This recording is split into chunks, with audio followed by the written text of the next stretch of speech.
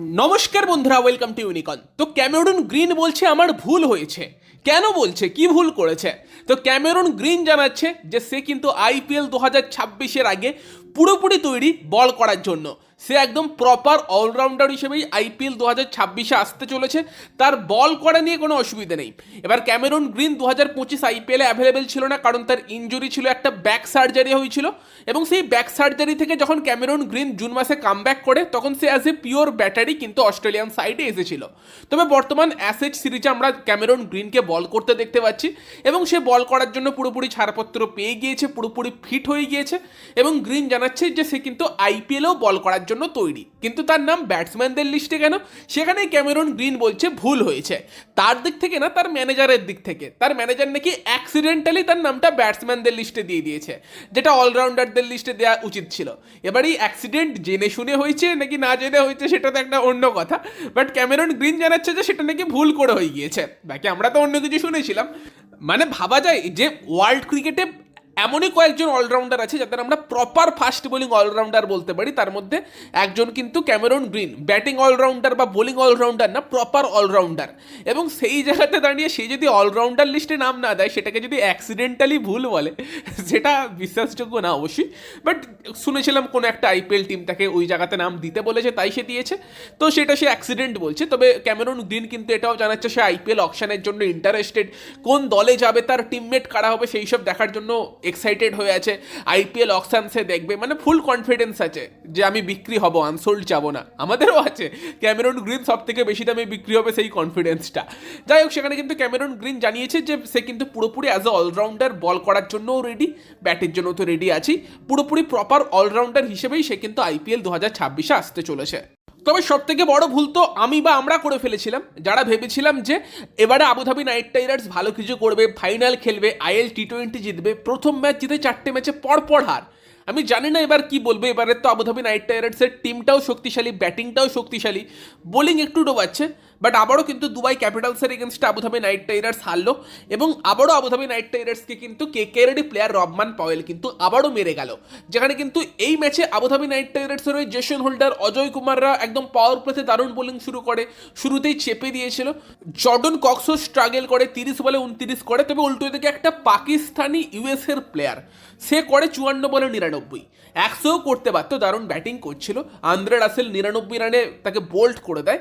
But ওই একটা player তোমার আবুধাবি নাইট রাইডার্সের হাত থেকে ম্যাচ নিয়ে বেরিয়ে যায়, আর লাস্টে তাকে সঙ্গ দেয় রবমান পাওয়েল। যেই রবমান পাওয়েলের ব্যাট থেকে আসে 24 বলে 38 নট আউট। যেই ইনিংসে 1টা 4 4টে 6 ছিল। শুরুতে একটু টাইম নিয়ে দেন মারতে শুরু করে, এবং রেজাল্ট দেখতেই পাচ্ছ। সেই জায়গাতে কিন্তু আবারও 196 রানে পৌঁছে যায় দুবাই ক্যাপিটালসের স্কোর। তো রবমান পাওয়েল কিন্তু দারুণ ফর্মে আছে, সেই ফর্ম কন্টিনিউ করছে। আবুধাবি নাইট রাইডার্সের হয়ে জেসন হোল্ডার বা অজয় কুমার ভালো বল করলেও আর কেউ ভালো বল করতে পারেনি। সুনীল নারায়ণকে নিয়ে চিন্তা লাগছে, 4 ওভারে 38 রান দিয়েছে। উল্টো দিকের ফিল সল্টের ফর্ম নিয়েও চিন্তা হতে পারে আরসিবি ফ্যানেদের, কারণ ফিল সল্টও কিন্তু এখনো অবধি 5টা ম্যাচে একটাও ম্যাচ ডিফাইনিং ইনিংস খেলতে পারেনি। এই ম্যাচে 33 করেছে 29 বলে, বাকি কেউ সঙ্গ দিতে পারেনি। বাট সেই সল্ট সুলভ খেলা দেখা যাচ্ছে না। তবে পার্সোনালি আমার মনে হয় সল্ট বা নারায়ণের ফর্ম নিয়ে হয়তো চিন্তার কারণ নেই, কারণ সল্ট এমনিতে টেকনিক্যালি খুব মানে স্ট্রং ব্যাটসম্যান সেরকমটা না। বাট আইপিএলে যে রোড পিচ দেওয়া হয়, সেই পিচে বল ব্যাটে আসবে, বল ঘুরবে না, সেখানে সল্ট মারাত্মক ব্যাটসম্যান। ওই টাইপের পিচে সল্টের আর কি যে স্ট্রোক মেকিং এবিলিটি, সেটা আমরা দেখতে পাই। আর সেই জন্য আরও অবাক হয়ে যাই যে আইপিএলে যেখানে ব্যাটসম্যানদের জন্য এত সুযোগ সুবিধা থাকে, সেখানে সুনীল নারায়ণ এসে যেরকম পারফর্ম করে, মানে নারায়ণ শেষ 2-3 বছরও আইএল টি20তে খুব ভালো করছে না। বাট দেন যখন আইপিএলে আসে, তখন একদম ডিফারেন্ট একটা সুনীল নারায়ণকে আমরা দেখি। তো ঠিক আছে, নারায়ণের ফর্ম নিয়ে হয়তো চিন্তার কারণ নেই কেকেআর ফ্যানেদের। আর একটা বড় ব্যাপার হচ্ছে যে কলকাতা নাইট রাইডার্স দলে একটা বরুণ চক্রবর্তী আছে, যে সুনীল নারায়ণকে মিডিল ওভারে কমপ্লিমেন্ট করে। ওই কোয়ালিটির দুটো স্পিনারের এগেনস্টে মিডিল ওভারে অপোনেন্টের ব্যাটসম্যানদের খেলাটা চাপের হয়ে যায়। একে মারবো না ওকে মারবো করতে গিয়ে তারাও কনফিউজড হয়ে যায়। সেই সাপোর্টটা সুনীল নারায়ণ এই আবুধাবি নাইট রাইডার্স টিমে মিডিল ওভারে অন্য কারোর থেকে পাবে না, পাচ্ছেও না। যে মিডিল ওভারে কিন্তু এই টিমটায় উইকেট টেকারের অভাব কিন্তু আছে। পীযূষ চাওলাকে বাদ দিচ্ছে কেন আমি জানি না, কারণ বাকিদের থেকে পীযূষ চাওলা তো বেটার, অ্যাটলিস্ট উইকেট তুলে দিতে পারবে। বাকি আবুধাবি নাইট রাইডার্সের ব্যাটিংয়ের কথা বললে ফিল শট 33 করে, অ্যালেক্স হেলস 11 করে আউট হয়ে যায়, সারফেন রাদারফোর্ড 6 বলে 7 করে, লিভিংস্টোন রান আউট হয়ে যায় সল্টের সঙ্গে একটা ভুল বোঝাবুঝিতে 7 রানে, ম্যাকমুলেন 18 করে, সারাফু এসে 26 রান করে কিছুটা। লাস্টের দিকে রাসেলের ঝড় কিন্তু অবশ্যই উঠেছিল, রাসেল লাস্ট অব্দি চেষ্টা করে, রানটা নিয়ে যায় এবং লাস্ট অব্দি আবুধাবি নাইট রাইডার্স 9 রানেই হারে। রাসেল 33 বলে 53-তে নট আউট থাকে। জেসন হোল্ডারও কিন্তু 9 বলে 22 করে 3টে 6 মারে।